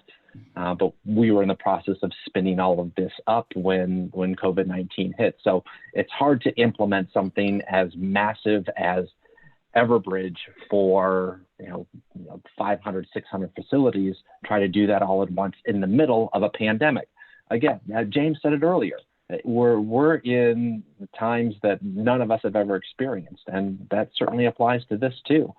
We're working through it, but getting those lines of communication to the people who need the information, that's probably the hardest part I'm dealing with right now. Brian, you miss TV? No. I had a feeling, Brian, but I just thought I'd ask. I miss the people I worked with. The hours being away from family, especially on weekends, that was the hard part. And you go, that pendulum swung completely to the other side, and now most of us are home all the time. We will be for a little while. But this was a good change for me to do at this particular time in my life. My kids, 11 and 14, and it gives me a chance to spend some time with them, a little more quality time. But also, it gives me a chance to try something new, to broaden my horizons, if you will, and experience something different at a time when there is a whole lot going on in the world. And it's kind of cool to be a part of it when you get to see it from the inside, looking out and seeing how a facility or a company like Tenet that has 700 facilities and 120,000 employees, how do you manage that? And you get to see it from the inside. It's fascinating to watch. Well, Brian, you're about as close to virus brains as we'll get on this show to have somebody who really knows what to talk about. So, all of our public health officials and everything, they're saying go this way. And then suddenly the president comes out this afternoon and says, we may change things a little bit. We may go this way in a few days. What do we believe? What do we know? What, can you comment on that? What we were doing, was that the right thing? And what happens if we suddenly change course and go the other way? What I will tell you in listening to our head nurse, or the chief nurse, the one who oversees all the nurses, and also our chief physician, and they are the two who are primarily contributing to our conference calls. And I will tell you that they see this and they react to it differently than what we see. They are continuously looking about a week, 2 weeks, 3 weeks ahead. And the number one thing they are pushing as hard as they can is make sure the people who are the front line are taken care of.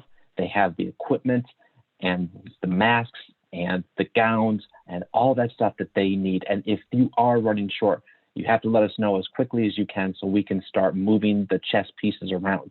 As there are supplies, and there is a plan for when we encounter something like this. There is quite a bit of backstock, but it's moving those pieces and getting it to where it needs to be. That's been the hardest part. But I would always, and this is something I've quickly learned, you trust those who have the most experience and those who have been in it. And by far, listen to the physician, listen to the ones who have been through even something similar. You go back to swine flu, you go back to H1N1, you go through SARS as well. And our doctors have talked about this. Like, we've been through this. This too will pass. We will get through this. It's going to take coordination. It's going to take effort on our part. But it also comes back to people at home and actually believing, yes, this is happening.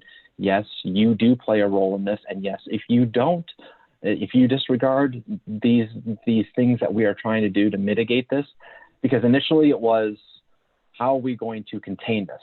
And then once you realize it can't be contained, the next step, how do you mitigate? And once you get to that point, it's the next step, unfortunately, is how do you deal with the surge? So there's containment, mitigation, and now we're to that point between mitigation and surge. And the tenant facilities are as prepared as they're going to be. We haven't had any major spikes that I've heard of. We've had, obviously cases come through our hospitals, but it's incredible to see it from this perspective and be a part of it from the inside. So Brian, I have a question back to the tenants. Obviously, as you know, weather doesn't stop.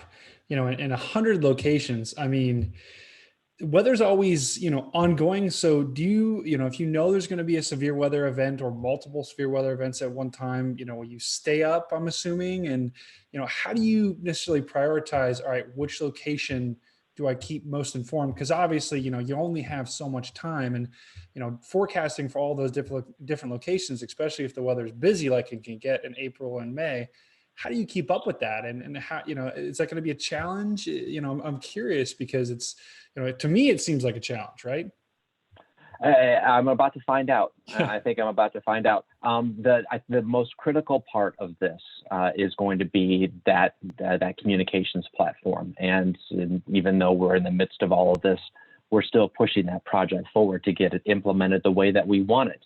Once we have it implemented, Everbridge, and if you haven't heard about it, it's a communications platform that is used on a multitude of different I'm trying to think of the right word, and venues, different healthcare is, of course, a big one, but sometimes it's used in schools, sometimes it's used in law enforcement. There are different uses for it, but Everbridge it's a multifaceted communications platform. If I want to send out a highly alerted message that's going to go right to the person's phone, they're going to get a text message, they're going to get an email that says, tornado on the ground coming your way. It'll be at your facility in 10 minutes. If I had to get to that point, it would take me probably about 30 seconds to actually create that message and send it out to the people who need it. So it's all in the setup. Once you have it set up correctly, you're good to go. It's getting to that point where it's set up. So I'm trying my best to get this thing established and ready to run and good to go. But are we going to make it before hurricane season? Probably not. Are we going to make it before severe weather season? Certainly not. So I'm going to do the best I can with what I have.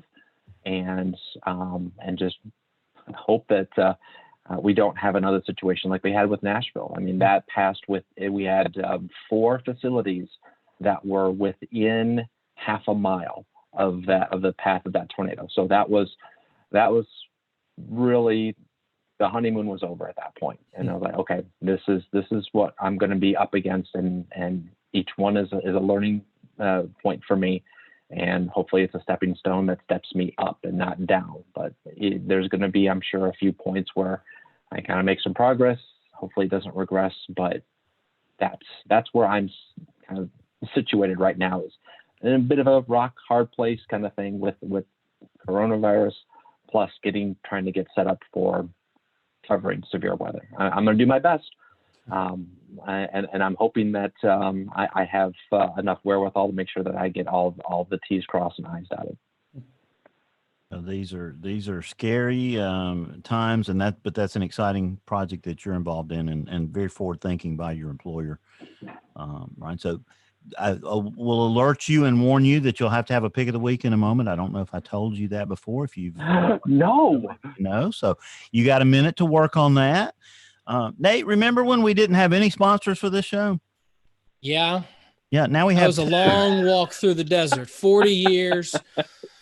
Now we have snakes and manna. 2 great sponsors. And guess what? A company called yesterday and wants to be the official coffee company of WeatherBrains. So we'll be working on them shortly. So I don't know how that's gonna work out. But we may all have a mug of coffee in our hands shortly. But Nate, you're a pilot. Troy, you're involved in weather. Brian, Brady, y'all maybe too. But do you remember flight service? They still have that, Nate?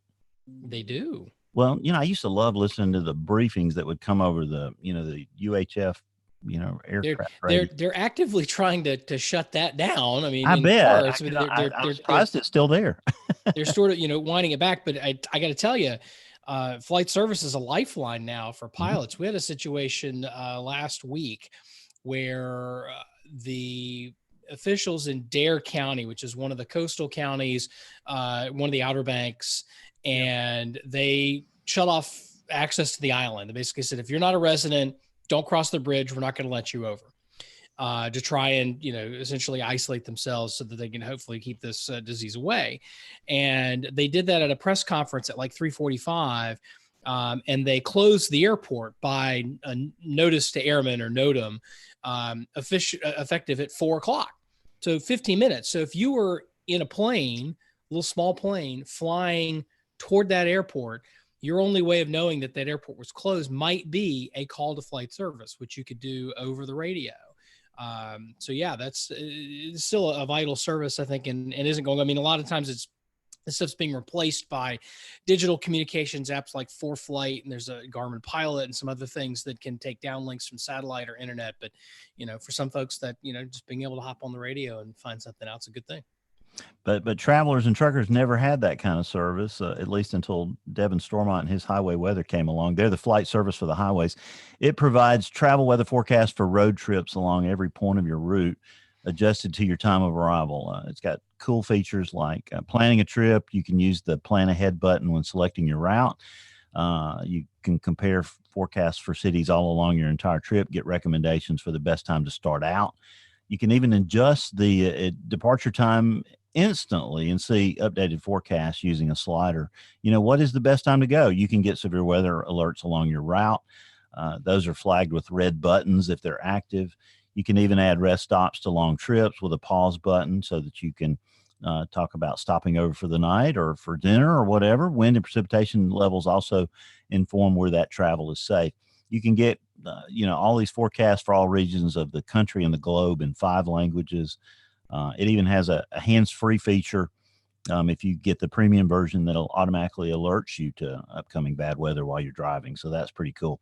But arrive safely with highway weather. 60,000 users strong now. So they're doing well. Go to highwayweather.io today to download it for iOS and Android, or look for it in your favorite app store, Android, iOS, and the federal GOINT app store for secure devices. And we thank Devin and Highway Weather for being part of it. And I guess it's time to come to that part of the show where we go around the digital mahogany table here.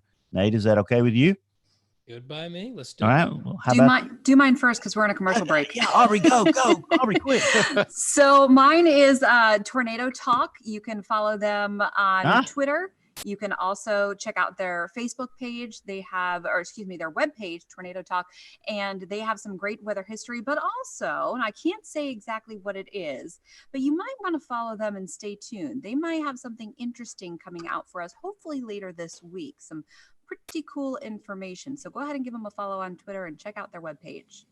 And I'm excited, Aubrey, because Jen Nairmore, the founder and person behind Tornado Talk, will be with us on April the 6th. Oh, wonderful. Jen's fantastic, and always love my conversations with her. That is awesome. So she will be joining us on April 6th. So that's really exciting. Thank you, Aubrey.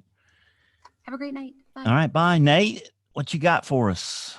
Well, I had a double pick, but I'm going to hook up somebody who shall remain nameless with a pick, one of my doubles. My other pick is an article from the folks at the Mount Washington Observatory. Say that three times.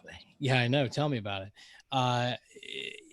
Talking about a code in their observation that they do, this METAR observation, and a 4-letter code in the remarks section that turned into a family moment with somebody who works there at the observatory and her dad.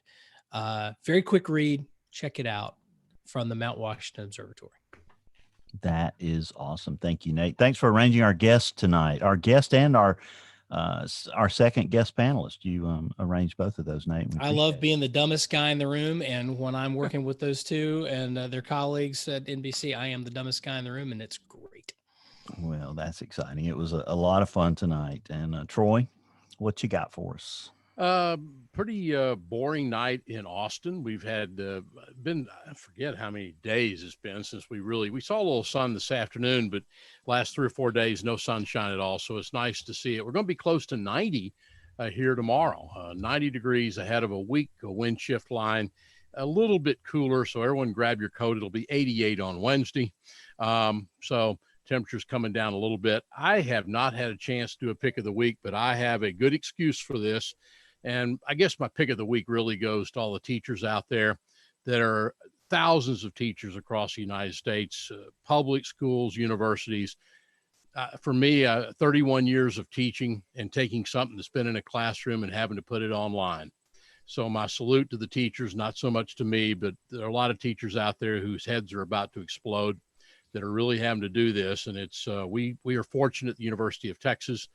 We were given an extra week to spring break this week, and we're getting everything online for online classes for next week.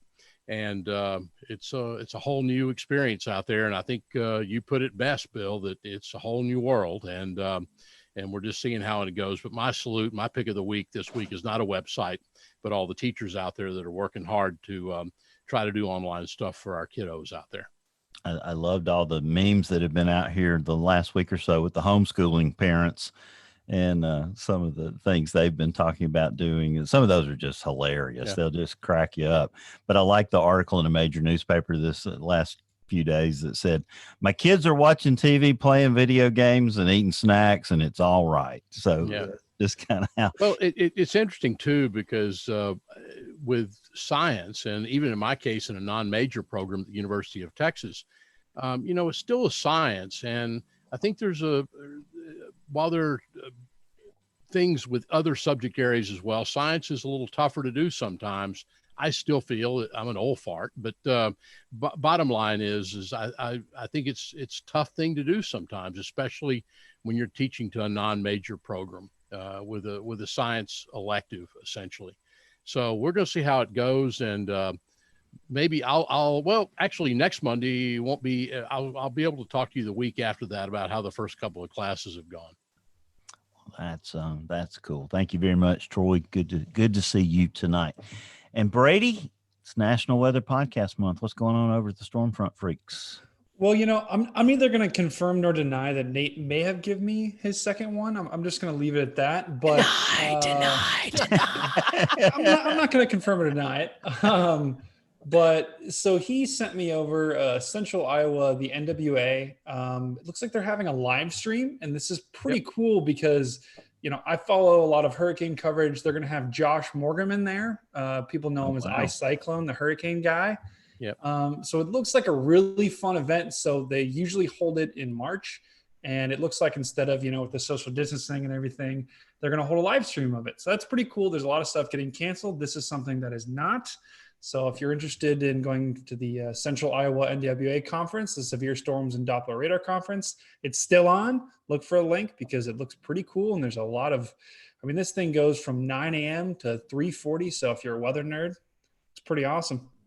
And Brady, that conference up in Des Moines, that I've been to that meeting a lot of times, and it's a great in-person conference. The people up there at the Central Iowa chapter of the NWA do an amazing job. And we know the people down at Mississippi State tried to do this with the meeting that Aubrey and I were supposed to be at down in Starkville this last weekend. But I salute the folks up in Central Iowa. Good job. Yeah, looks pretty cool. I'm a slacker, guys. I'm sorry.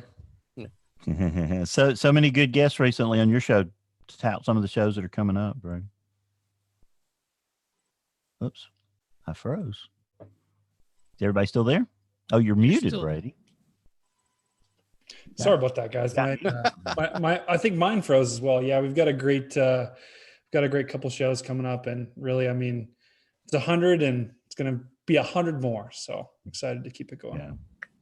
That's awesome. Now, we're going to see who the favored guest panelist was tonight, Brian, because obviously Nate shared a pick with Brady, but he didn't help you out, I bet, huh? I don't need his help. Oh,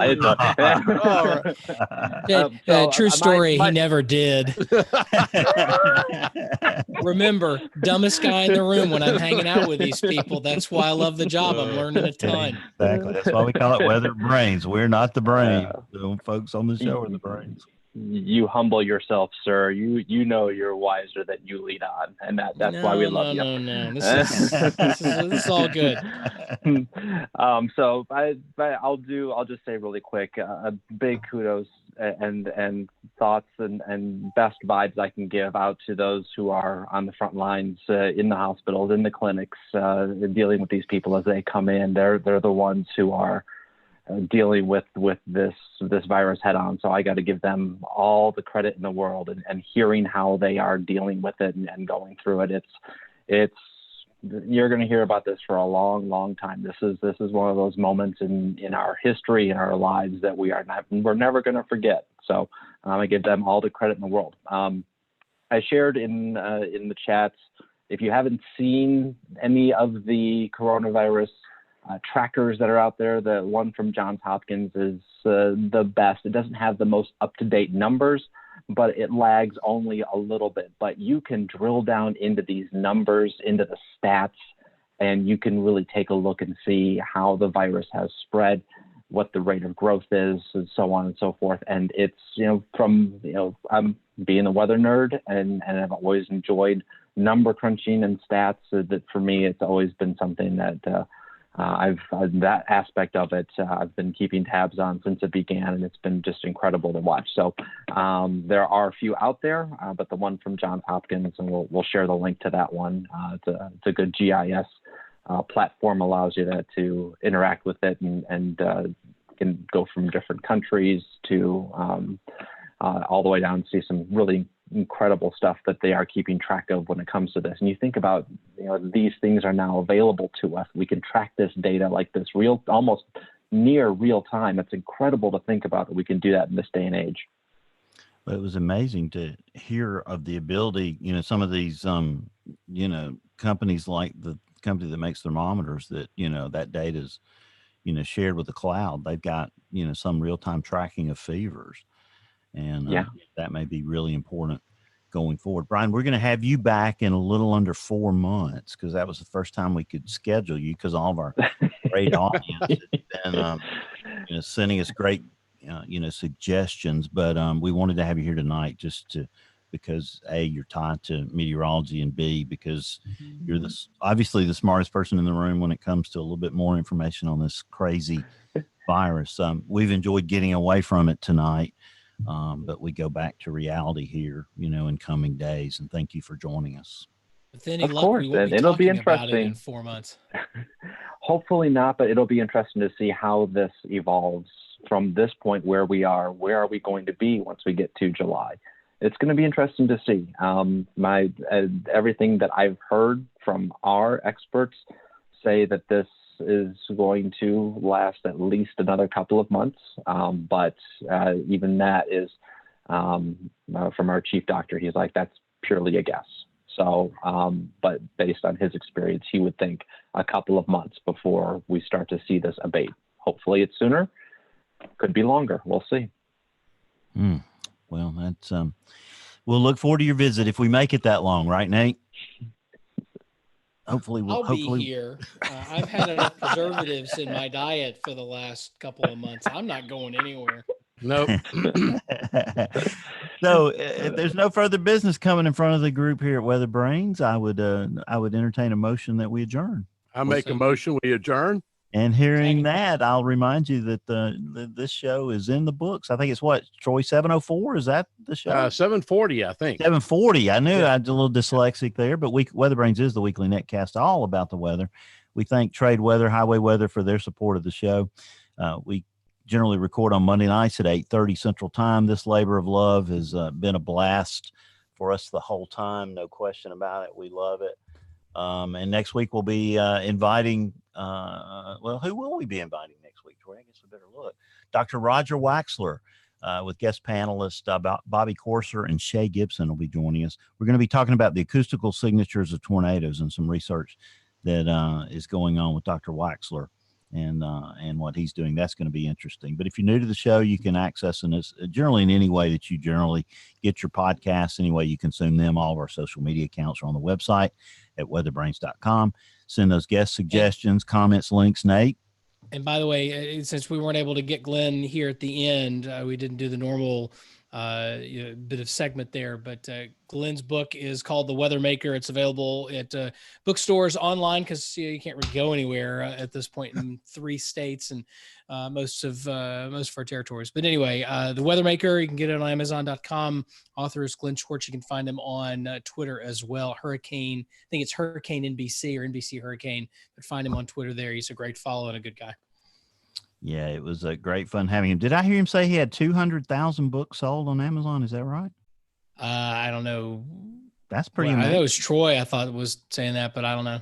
Yeah, I think I was talking about the earlier book, his Philadelphia area. Yeah, that was a great book, and we had him on. You know, if I remember, did we have John Neese on the same night, or were they together, or did we do them? It was different. We haven't had him on the not along with Glenn. We might have had him separately. If we haven't, we need to have him on. Yeah, we do. We need to have Dr. Neese on again. But till next Monday night, this is guest booking weather officer Bill Murray reminding you to keep an eye to the sky because you'll always have something fun to look at. Thank you, everybody. Brady, thank you, Brian. Brady, thank you, guys. Thank you for having me. I really appreciate it. Good to see you, Brian. Appreciate it. See you. You too, Nate. Take Brady. care. I'd love to have you on anytime, too. Yeah, thank you, guys. Thanks, Bill. Peace. Nice to meet you. Yeah, nice to meet you as well, guys. Hope to hear from you soon in the future. Yeah, you will. And same here, other way around, too. And I'll keep listening to the show. That's for sure. We appreciate that. Just promise that when you get to episode 740, you'll have one of us on if we're not all dead. I was going to say, I'll probably be dead by then. So are y'all weekly or bi-weekly? We are bi-weekly, so I will be probably long gone by then. I mean, all right, so that'll be you're a lot younger than I am, so just start horking down the preservatives. You'll be fine. We'll see. But seriously though, guys, thanks for having me on. Your guys' show has been an inspiration for us starting our show. So, it's cool. It's really cool. We appreciate what y'all do. Thanks for everything. See you guys. Take care.